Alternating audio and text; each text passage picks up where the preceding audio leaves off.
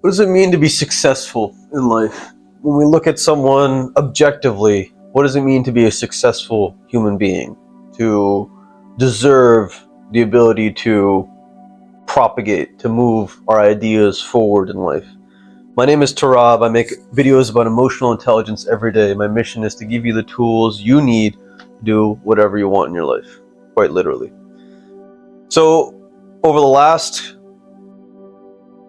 half a year or so, I've spent a lot of time thinking about what power means, what the ideas that I need to incorporate are that will make me into a person that is worth listening to, that is worth hopefully your attention.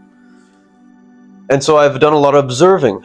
I've done a lot of studying of these people that I consider successful, people that inspire me consistently whenever I watch their videos, whenever I come across them in conversation. The things that successful people really do are communicate effectively. If we know how to say what we want, if we know how to say what we feel, we are much more likely to get the attention of people, let alone to understand what we want out of this life. Success really comes down to, first and foremost, our interpretation of our own actions. If we do not respect our actions, if we do not respect ourselves as human beings, it's very unlikely that we will consider ourselves successful. Because at the end of the day, we go to sleep in our own head, and we wake up in our own head. This can be a difficult thing for everyone, including myself, to wrap our heads around, because a lot of the time, success can just feel like we're going through the motions, meaning we are building something. And this can double as a depressive state at times. It can double as missing out on opportunities, a fear of missing out at times. But really, success to me is being a productive member of society. If I can say to myself that I've spent the last 24 hours being someone that actually contributes in a positive way to the growth of those around me, to the growth of the people that know me, and also to my own satisfaction, to the growth of myself, then I know that I have been successful in that day. And frankly speaking, I think that should be the main measurement of what our definition of success is. Because when it comes down to it, time is fairly relative. And you might think to yourself, well, Tarab, that's bullshit. I got a clock. I got a calendar. I have dates that I have to meet. I have deadlines I have to meet. But to you, I say, listen, the memories that you have, they might have lasted a moment. But for some reason, that moment lasts you your entire lifetime. Why is that? It's because those memories have a certain weight. It's because there's something about those memories that aligns very specifically with our soul. And that is why I think 24 hours is a wonderful measurement of success.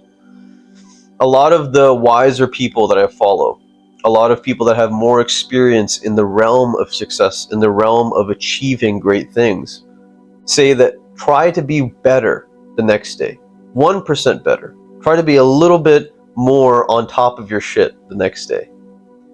And this approach to me is fairly intuitive when we get into the cycle of trying to be successful. But it is super intuitive when we already believe we are going to be successful. It's a mind hack. So I told myself that as soon as I get 100 YouTube subscribers, I'm going to be successful. And the reason I set the bar low was because, first of all, I started off with 0 subscribers. And that was quite a few months ago. But also because I wanted to make sure that I understand that this is a marathon. That success in itself is a philosophy, not essentially an achieved state. Or an achievement that's measurable, at least objectively. The reason is because I heard a long time ago Jim Carrey was saying, I wish I could give you all the money in the world. I wish I could give you all of the things in the world just to tell you that that is not the answer. And that's why I make this video today. Because often we can feel, based on other people's judgments, that the things that we are doing are not necessarily considered success. But what is it in society that is success? Perhaps wealth, monetary gains, perhaps having things, perhaps being surrounded by people, good relationships that keep us honest and keep us going. Success could be peace in the moment, satisfaction.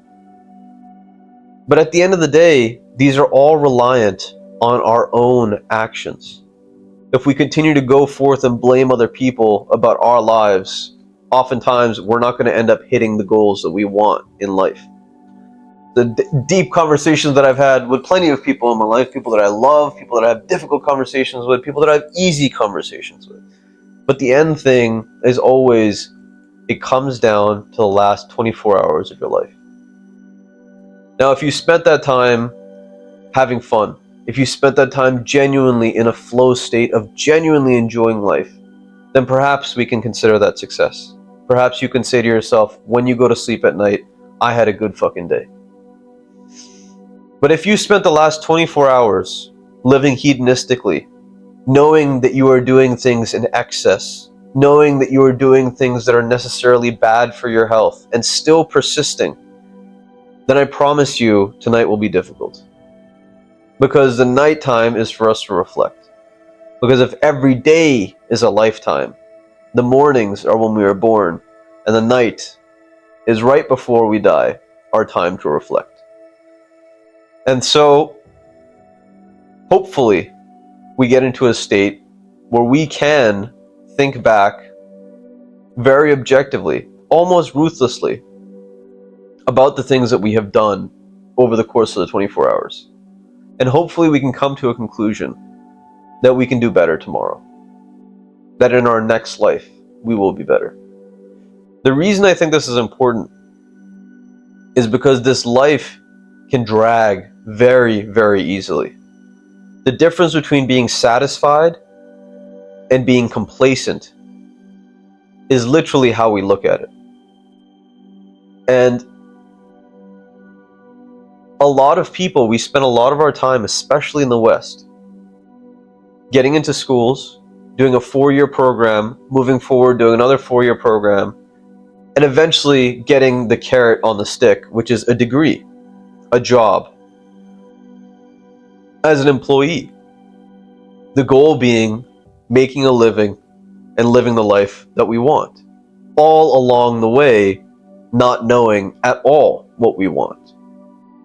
And is that success? From the outside perspective, perhaps. You have attained your degree, you are employed, you have a job. From the inside, when you wake up every morning, when you start the week off, does it feel like you are successful? I assume it all depends on your perception of your situation. And progress, to me, is unanimously a part of success.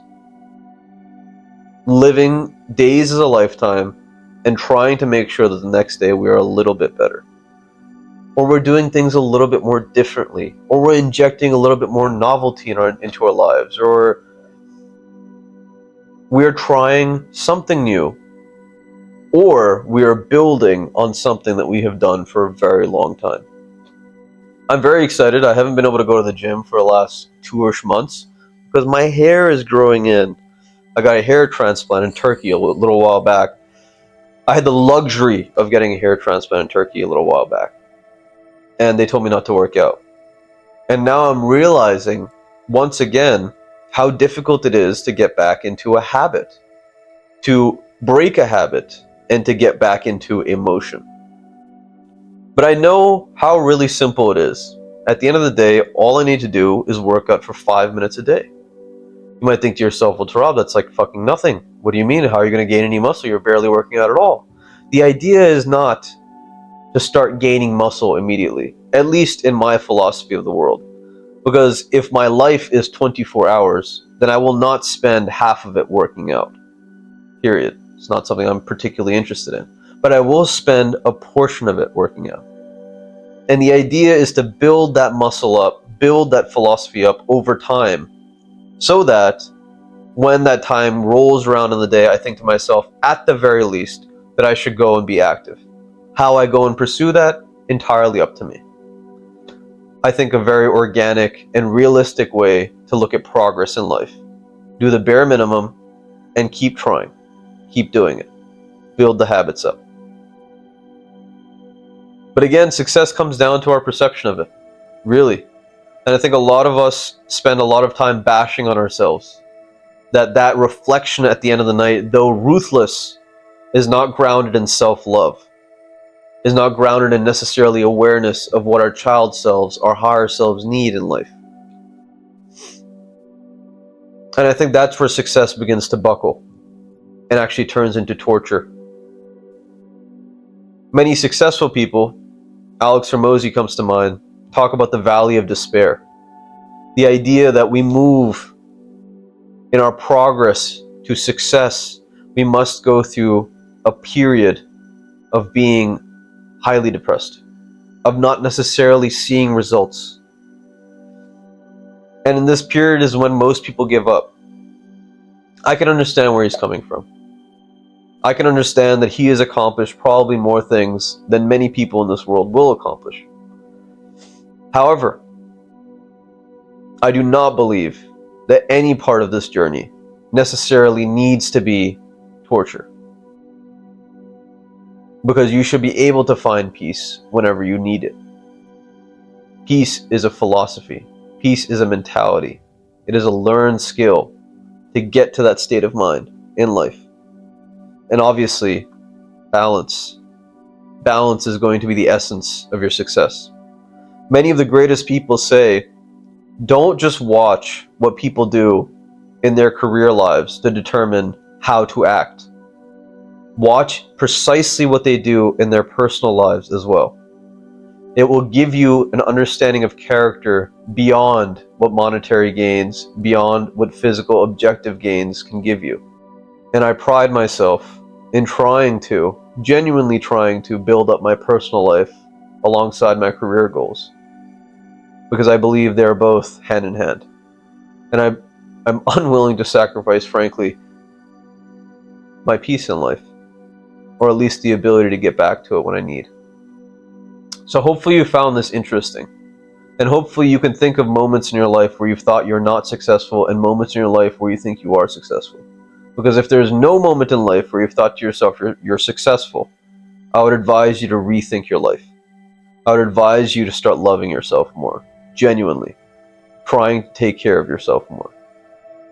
We can only take care of other people to the extent that we can take care of ourselves. We can only understand other people to the extent that we can understand ourselves. So set a simple goal, hit it, and let yourself know that you're successful. Actualize your potential catalyst. This world needs you. And if you have a second, check out this video right here. It shall inspire you further. Hopefully. Take care.